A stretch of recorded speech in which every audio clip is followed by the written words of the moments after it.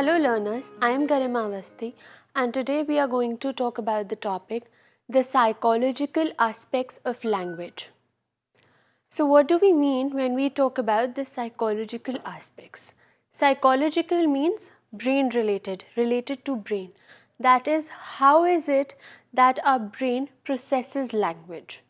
How is it that we understand language? What are the effects that language has on brain or the brain accepts language in a particular manner?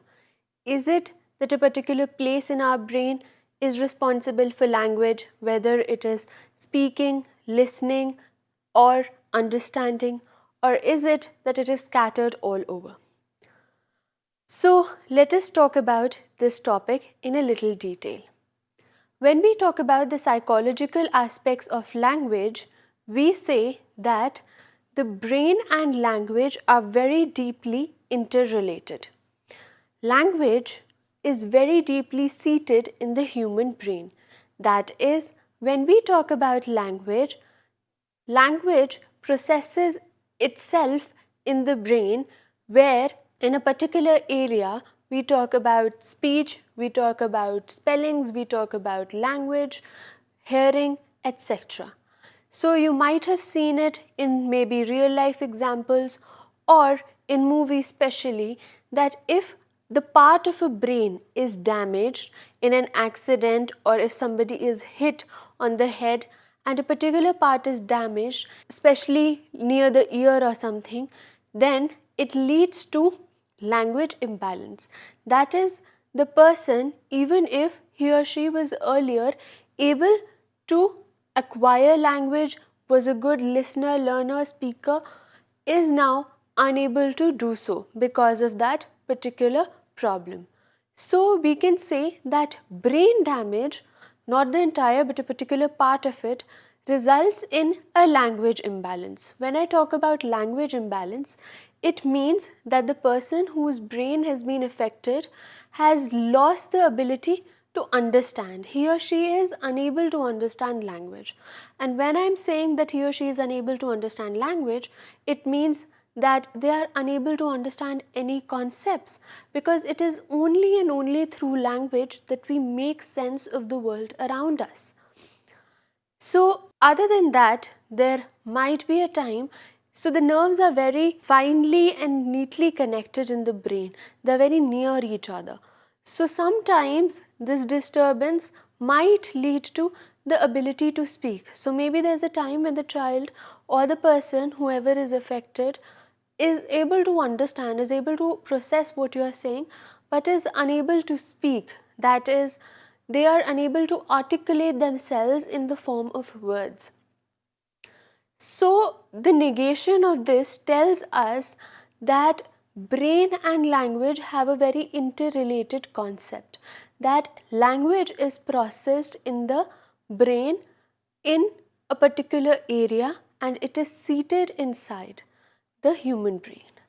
Now, sometimes these problems also lead to distortion in word formation, where the child or the person is unable to form words or are unable to form sentences. Sentence construction is a problem for them.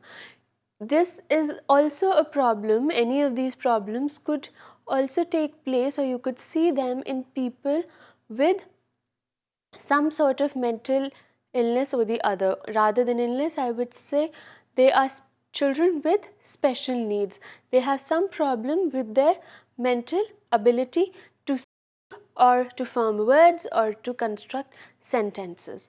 So, because some part of their brain has been a little damaged. So when we talk about language and brain, there might have been instances where you would have seen children talking in phrases. Now this also happens when the child is about to speak. They don't speak in sentences all of a sudden. They first will say, school jana. That means that they want to go to the school, but that is normal. But when a child or a person is unable to construct sentences even after a particular point of time, when you have given inputs, when there has been exposure to an environment and they have grown of age, it tells you that there is some problem maybe which lies beneath, which is in the brain. So they are unable to construct sentences. They will say some phrases, or they will put words, they will point out to things to make you understand, because they are unable to construct sentences. So if a child does this at a particular age where they say khana, khana, it is normal. But after an age where language acquisition has already happened and still the child is unable to process it, still the child is saying khana khana or is unable to make sentences, it means there is a problem. So, when we talk about language, we also talk about universal grammar. Universal grammar is a concept which means that a child is born with an innate sense of grammar. That is, we are wired to acquire language. There is a sense of grammar which is within us. You might have noticed it in case of your first language or the language which you are exposed to at your home and you acquire it. Generally, you don't know the rules of those of that particular language. The grammatical rules of that particular language, you won't be able to know it. But you still have a sense that this is a right sentence and this is a wrong sentence. After a point of time where you are at a stage where you are no more a child speaking in phrases, there is a sense that this is a right sentence and this is not.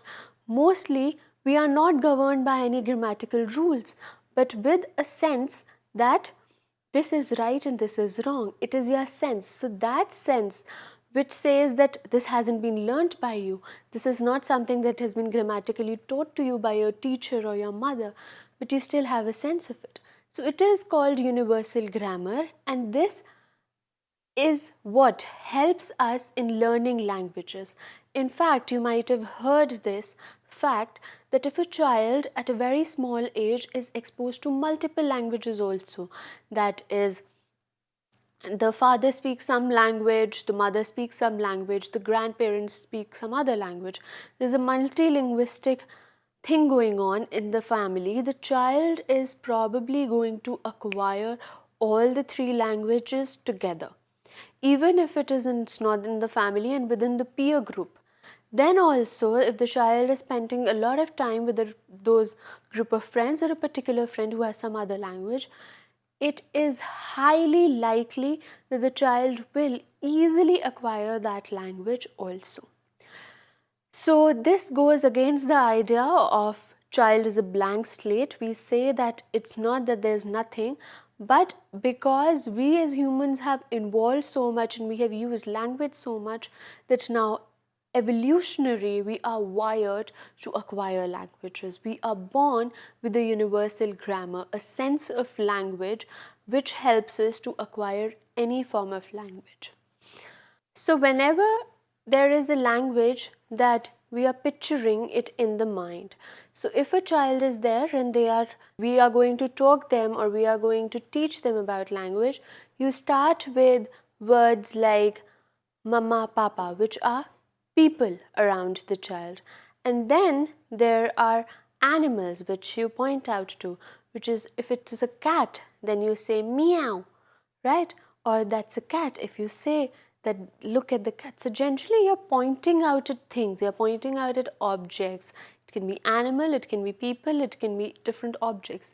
But when you teach the child a particular language, you don't ever start with sentences. You start with words, and the words or things rather that can be easily picturized, which they are seeing it in a day-to-day basis. So this is what we talk about or we understand when we say that language is processed in a brain in such a way where it is pictured. We are picturing language in the mind, and that is how we understand language. So that later on, the moment I see a cat, I'll say cat, or a child is going to see cat, they'll say cat. It's a cat. And on the other hand, it comes vice versa also, that whenever somebody says C for cat, I'll understand, oh, cat is that animal which says meow. And ultimately, what will happen is that that particular word is going to present a picture in my mind. When I talk about a cat, there's a picture in my mind of a cat. So language is how it is stored, it is in the forms of picture in the mind. Now, by this capacity, the child learns the languages spoken in her community by the time she is 3 or 4. This is how they learn it. They will, after these objects, they are going to learn phrases, which you would have seen, and I've already spoken about it, which is khana khana. They will say you their needs because hunger is one of their needs. So they'll say khelna, or they'll point out to a toy and say de do. They start saying phrases, and then slowly and steadily, by the time they have reached the age of 3 or 4, depending upon the environment, depending upon the exposure of language around the child, this varies a little bit, but the child will learn the language accordingly. So it's basically, we are saying that before coming to the school, the child already knows language. Obviously, if you go to a particular preschool, and even if it's the first day, you can talk to the child. So they've already acquired language, which is by this capacity of universal grammar, by the capacity where our brain is able to store language in the form of pictures, and the child is able to learn languages without being actually taught those languages. You don't actually sit by and tell them the rules of those languages. You do point out at objects, but there are sometimes also when there's a surprise, you have not taught the child something, and because you're talking about it, and one day the child is going to say pani, because you are saying pani, the child has heard it multiple times, and the child now knows that this is water, this is pani. So this is how children acquire language.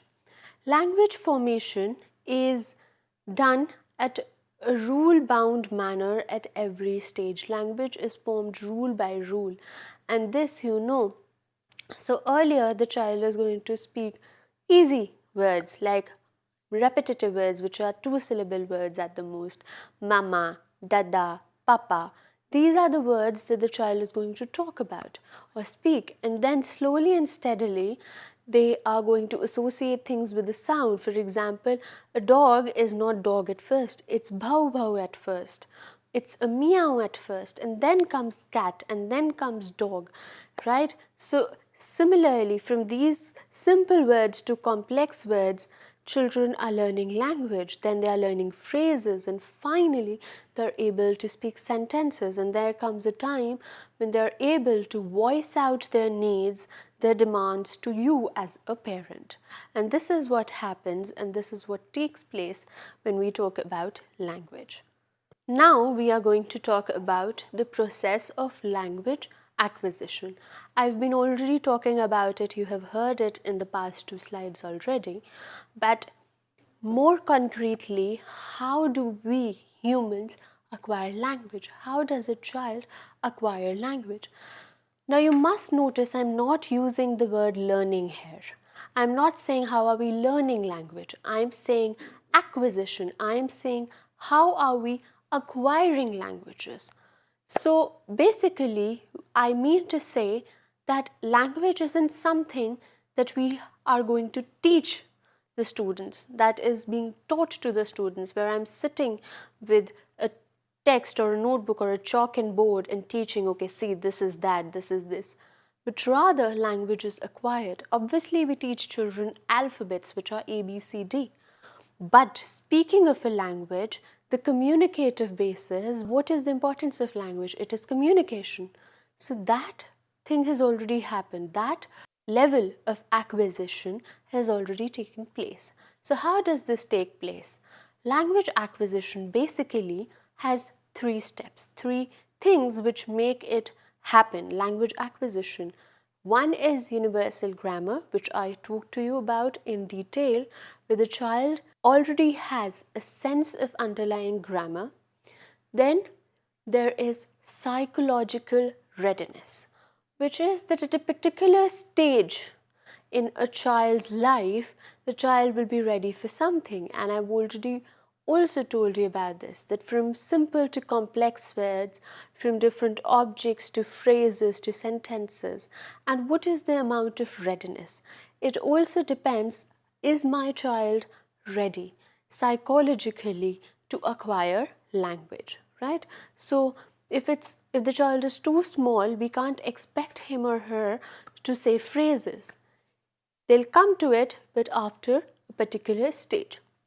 So each age has each stage of language acquisition at which the child is going to learn that language. Now these stages or ages are generally in brackets. It's not like at the age of 3 the child is going to know sentence construction. That doesn't happen. We generally take an idea that round about say 3 to 4 the child is going to be able to say sentences, simple sentences, because this readiness also takes place due to multiple factors, which are, is the child being spoken to? The more the child is exposed to languages, the more he or she will be able to acquire the language better.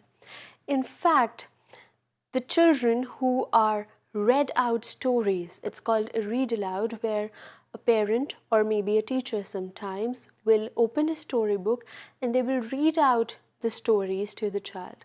Now here the child is listening to the language, is seeing words printed in the book, and this is how they are also somehow being introduced to standard language, which is the written language in the textbook. And you know that oral and written languages are two very different things. So this child, a child who is being read out to, will be easily able to acquire language at a much earlier stage than a child who has never been read out to, right? So this also happens, and hence comes our third point, which is environmental exposure. Environmental exposure also affects the language acquisition. If around you a lot of people are talking or they are talking to you, then language acquisition is quicker, it's easier. Rather, if you live in an area, or let's just say a condition where your parents leave for work and they come back in the night and they come home, they cook food, they eat and they sleep. There is no language taking place at home. Maybe there's a caretaker at home and he or she speaks a little, or if you're a baby, then they won't talk to you. They'll talk very little to you, and maybe she's speaking in some other room with somebody else and you are out of the earshot. So that happens, you have never been exposed to language at all, whether it be written or oral. So in this case, language acquisition will be very late. So all of these things combined help a child acquire language. And so we understand that even before coming to the school, even before in fact coming to the preschool, the child has already had a sense of language. The child has already passed the stage of language acquisition, and now the school is going to provide a tutored step for this language acquisition, which means that the school is going to now make that oral language into a written form, is going to make that informal thing into a formal thing. It will give a tutored step where they start by teaching you about the alphabets. They start by teaching you about the sounds actually. That is how it should be, where the child is able to recognize sounds. So this is what, when we talk about the psychological aspects of language, this is how a child acquires language, and this is all for today. Thank you very much, and we'll see you in our next lecture.